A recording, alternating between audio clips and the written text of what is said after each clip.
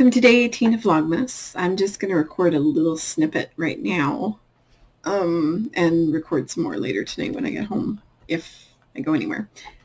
Sorry, I was just fixing where the camera was pointing. So you'll have seen the mini that I chose in the intro.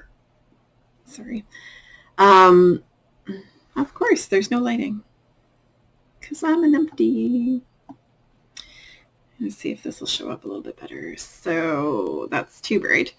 There, that's pretty good. So this is a mini square that I got. This is ridiculous. That I got from Andrea a couple of years ago. She did a Halloween mini set in her shop, the Cat Lady. Cat Lady Designs, I think. CATTLADY Designs. So she did Halloween minis a couple of years ago, and this was Haunted Birthday. They were all black with pops of color. So one of them was dark red. It was swine. One of them was purple. There was a bunch of different ones. And this one was a variegated. It's got oranges and pinks and yellows and a little bit of green. It's absolutely beautiful. I loved stitching. I loved knitting with it. And it's honestly my favorite mini that I've knit with for a little while. So I've added this to the bottom of my blanket, the bottom row. So I'm going to start another column up and probably add a little more width before I start going up again, before I start going across again. I don't know. I haven't decided yet. We'll see. So I did that while I was working this morning during the slow spots. And I did finish part 2 of section 2 last night. So I'm on track. I got to do part 3 today. So I was partway through this yesterday when I showed it to you guys. I haven't moved the marker yet because, quite frankly, it's in really nice, easy to define sections with those white lines. So I just finished section 2. I'm on track. I've got to do section 3 today. I will get to that at some point. I was actually going to add this mini to my blanket. I thought it was one of Andrea's, but the color repeats are too short. Like, this is a super short color repeat. And Andrea's, because I've got lots left over, Andrea's were super long color repeats. And so it obviously wasn't one of hers, but I'm not sure where it came. Like, I had this whole bag of minis, and I'm not sure where they came from. So I'm really hoping at some point somebody goes, oh, hey, those were mine. But it's not likely. But that's okay. So this is how much I've got left over. That's going to go into my magic ball, which I will show you guys later. And so, yeah, I did my tea. Alpine Punch is one of my favorites. Weird thing happened this morning. As soon as I brewed it, as I was carrying it to my bedroom, I was like, weird. So there was a tea I bought a few years ago. It was called Coconut Ice. I read the ingredients list. I love everything on the list. I ordered it. I opened it up when I got it. I smelled it. I was like, that's a little weird. I made myself a cup, took one sip and went, ooh, nope, nope, nope, nope. It tasted like vomit. And I was like, am I crazy? So I had Sue try it, and she was like, tastes fine to me. And I think Carrie tried a sip of it, and she was like, not my favorite, but it doesn't taste like vomit. Had Zach try it. He's like, Mom, why do you have puke-flavored tea? It's not just me. So when I made the tea this morning, it doesn't taste off. Like, it tastes perfectly fine, but it has that smell. So I don't know what ingredient it is that gives the tea that smell or taste, but whatever it is, not a fan. I have to not breathe in when I'm drinking because it smells gross. But yet it tastes delicious. So I don't know. It's almost like a soapy, pukey smell. I don't know. I feel horrible for saying this because it's actually really good tea, but yeah, that smell is really off. And I get the feeling that it's only some people who can smell it, and obviously I'm one of them, and I don't know what it is, but I don't like it. So I am now going to go brush my hair and take a shower and maybe make my way towards my parents' house. I'm not sure yet. They haven't let me know if they want us to come over today or not. So it's a usual Sunday thing, but last weekend they were out. So we didn't go over. And I do need to put my tires back in the little shed that they have in their backyard for my tires. And I don't know. I'm not sure. I'm not even sure if we're supposed to go over for Christmas Day because my brother and his family are going to be in Mexico. So I'm honestly not sure if we're doing Christmas this year. I know we're doing it later with them, but I don't know what's going on. Nobody tells me anything. So I got my blanket done. I still have that yet to do, and I've done nothing else today because I just finished work. So now I'm going to go shower and make myself presentable, and I will talk to you guys a little later in the day. Bye.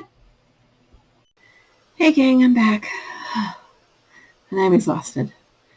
We went to my mom's for dinner. I made dinner. My brother made dessert, brought dessert. It was figgy pudding, and it was amazing. There'll be a picture of both. So basically, we just went over, hung out for a little while because they leave for Mexico on Tuesday, and they'll be coming back after Christmas. So we won't see them until New Year's.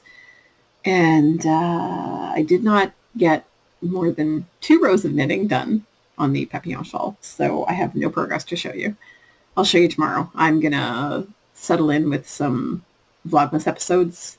I've got some Kate to watch. I've got some Sandy to watch. I think there's 1 or 2 more. There's Nina to watch, so I've got a few episodes to get through. And then I'm just going to relax and veg. I'm going to make myself another cup of tea. And so I checked out a new podcast yesterday. He was called, his channel is called Not Knits, Notknits. The episode was In My Bag, episode 1. And his name is Noah. He is really funny. He's really talented. He's knitting some amazing stuff. Apparently he's obsessed with Stephen West. So he's done his first episode had a lot of Stephen West, and some Andrea Mowry, and very impressive. And he's only got 1 episode out so far and a couple little shorts. But I was really impressed with it, and you should go check him out. I will link in the description box underneath. The other thing that occurred to me this morning as I was pulling a fresh plum out of the fridge for breakfast. This is the second one I didn't eat. It occurred to me as I looked out my window at the 8-inch thick blanket of snow on the pine tree that I'm really, really thankful that we have access to fresh fruits and vegetables, even in winter. Like, it occurs to me that when my grandmother was a kid, that wasn't a thing. As recently as 60, 70 years ago, that wasn't common. And people had cold cellars, and they had, they would preserve stuff just so they would have something like a vegetable or fruit in the wintertime. And it makes me so, so thankful that I'm alive now when I can just go to the fridge and grab a plum. I'm not sure where it came from, probably Mexico, possibly somewhere else. But I can do that. I can grab a fresh fruit or a vegetable and eat it. Don't have to preserve it. I can just go to the grocery store and get one. This kit was brought home even more. We went to a local takeout place to get a salad to go with the meatloaf. And we got it home, and we all served ourselves, and we all started eating, and everybody's like looking at each other going, salad tastes funny. Salad tastes funny to you? Salad tastes funny. So it was a fattoush salad, which is an Arabic salad that has all kinds of vegetables and deep fried pita chips and things like that in it. And the lettuce and the pita chips tasted moldy. There was some mold on some of the pita chips that had permeated the flavor of the entire salad because it had been sitting, like, marinating for like half an hour. So we weren't able to have any salad with our meatloaf. And that just brought home the fact that, if I wanted to, I could go back to that place and get a new salad. And they would have all the stuff required. And it's like a lot of places in the States, there's a lettuce shortage right now. I'm hearing. We definitely don't hear, because the other day we went to get hamburgers, and like there was like 6-7 pieces of lettuce on there. I was like, no lettuce shortage here. So it's the sort of thing that, yeah, it really brings it home with that it's so easy for me to get fresh produce. And I mean, even if I lived in somewhere like Alaska, where it all has to be flown in, the prices there are ridiculous in the wintertime because it's so much harder to get things there. And, you know, it makes me realize that even now, like, access to fresh fruits and vegetables is not universal. People who rely on food banks, people who rely on, you know, people who are homeless, people who don't have the means to store fresh food, it brings a lot home, especially as people are going crazy in the grocery stores preparing for Christmas dinner, and people are showing all the stuff they're cooking and all the preparation they're doing. And I think I'm going to go to the grocery store tomorrow and buy one of those big food bank bags. I think that's what I'm going to do tomorrow. So, you know, if you feel like it, join me and give a can or two to the food bank, or a box of pasta, or a jar of peanut butter, or something special like cookies, because it's Christmas and kids like cookies. It's the sort of thing that I remember too well because I spent a little bit of time not having access to storage for food, and not having access to fresh fruits and vegetables, and not having access to really much of anything except what people handed me. So it's the sort of thing that's never too far from my mind. Like, every time I go to the grocery store and I spend an exorbitant amount of money, I'm very thankful that I could afford to do that. This is one of the reasons I work 2 jobs, is so that I can, if I, you know, whatever I want to buy, I can just go to the grocery store and buy it. I don't have to limit myself to things like rice and beans. I don't have to limit the amount of fresh fruit that we buy. I don't have to limit fresh vegetables. I don't have to limit meat. But it wasn't always like that. I have been homeless. I have been poor. It's not fun for anybody, and nobody chooses to live that way. So maybe, and I know that like right now, everybody's like giving piles and piles and piles to the food bank. Think about it mid-January. Maybe wait till then.